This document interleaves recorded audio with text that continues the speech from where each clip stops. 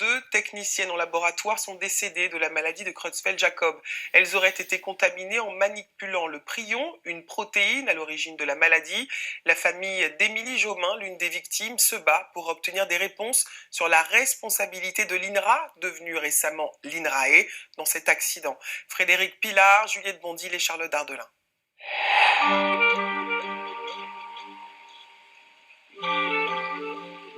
Ça, c'est une photo d'Émilie. C'était quelqu'un qui aimait beaucoup l'aventure, marcher, aller au contact des gens. Souvent, Armelle en ressent le besoin. Regarder ses photos et se souvenir des bons moments. Ça, c'est notre mariage en 2017. Ce sourire et puis ce caractère, ça nous la rappelle, la vraie Émilie, après ce qu'on a vécu. On a besoin aussi de la retrouver, celle qu'elle était. Émilie Jaumin, sa femme, est décédée en 2019 de la maladie de Creutzfeldt-Jakob. Une dégénérescence du système nerveux central, incurable. Elle avait 33 ans. Cette histoire, elle doit être connue. Cette souffrance, cette décadence, cette atrocité, elle doit être connue. Émilie était laborantine à l'Institut de recherche de l'INRAE, dans un laboratoire de haute sécurité biologique de niveau 3, sur une échelle de 4. Elle étudiait et manipulait les prions, protéines pathogènes, responsables de la maladie de Creutzfeldt-Jakob. Le 30 mai 2010, elle travaille sur un cerveau de souris, infecté. En fin d'expérience, l'organe était solidement fixé sur un support en plastique, collé. Il lui avait été donné une pince en métal fine et piquante, et au moment de vouloir décrocher l'organe, la pince à ripé est venue entailler son pouce gauche, faisant apparaître une petite plaie saignante. À partir de là, le prion est rentré dans le corps d'Émilie, oui.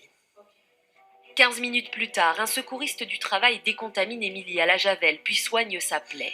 Elle est inquiète par rapport à cette blessure. Mais il y a une confiance qui est quand même là par rapport à l'institution INRA.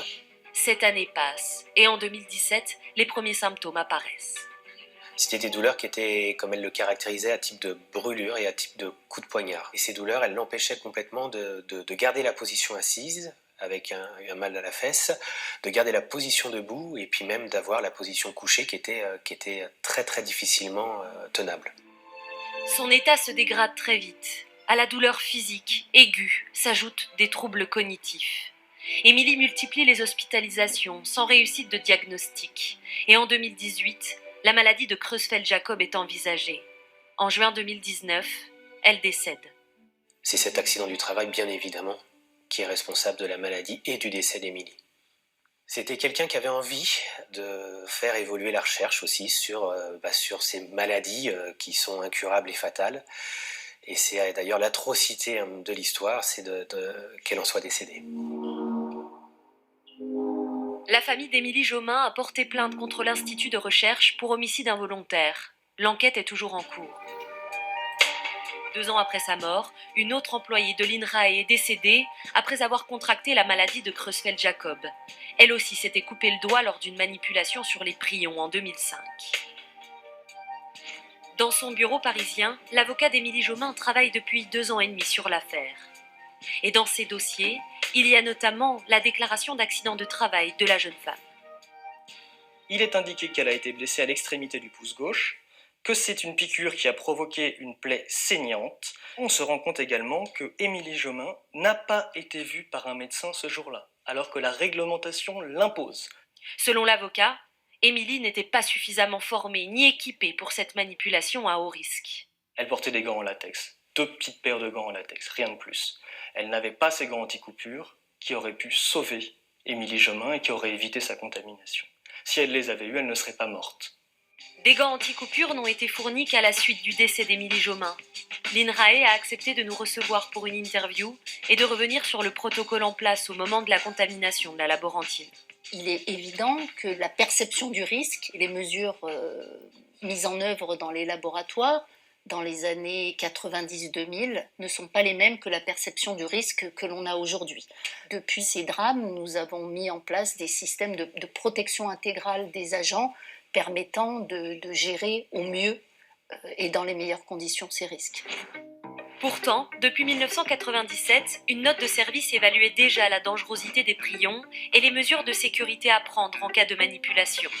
Jusqu'au mois de juin 2021, pour l'INRAE, l'accident de travail d'Émilie n'avait pas de lien avec sa maladie. Aujourd'hui, le discours a changé. Aujourd'hui, l'INRAE considère que le lien de causalité entre l'accident et le décès est désormais l'hypothèse privilégiée. Et c'est très important. Privilégié, mais pas confirmé. En attendant, l'association Émilise continue de militer. Plus on est nombreux, plus on peut répartir les tâches, plus on peut répartir les messages.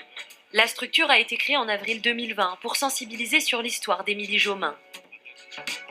Ce matin, le rassemblement a lieu devant le ministère de l'Enseignement supérieur et de la Recherche. Autour d'Armel, le mari d'Émilie, des amis. Pourquoi c'est important d'être là aujourd'hui ? Pour pas qu'on l'oublie. Mais aussi des syndicats, des chercheurs et employés de laboratoires. Parmi les objectifs de ce rassemblement, Faire venir à nous des gens qui ont été dans la même situation qu'Émilie, s'être blessés ou avoir des doutes sur les manipulations en laboratoire. On pourra au mieux les aider et les rassurer et les orienter vers des professionnels qui seront aptes à prendre en charge leur cas. c'est le cas d'Élise, 27 ans, qui a effectué un stage à l'INRAE entre 2018 et 2020. On n'avait pas de gants anti-coupure au début. C'est vrai que le cas d'Émilie et le cas de Pierrette, c'est aujourd'hui à Toulouse, me font me poser des questions. Je fais des rêves dans lesquels je me retrouve au milieu du L3, j'ai plus mes gants, je ne sais pas ce qui s'est passé. Ça travaille un peu, oui. Au nom d'Émilie et de toutes les personnes potentiellement impactées, Armel réclame aujourd'hui une transparence dans le milieu de la recherche. Ce combat, il sera terminé, mais il sera mené jusqu'au bout, qu'importe le temps qu'il va prendre. Un récent rapport ministériel préconise de répertorier et de suivre les agents exposés aux prions. Pour l'heure, les travaux sur la protéine en laboratoire ont été suspendus.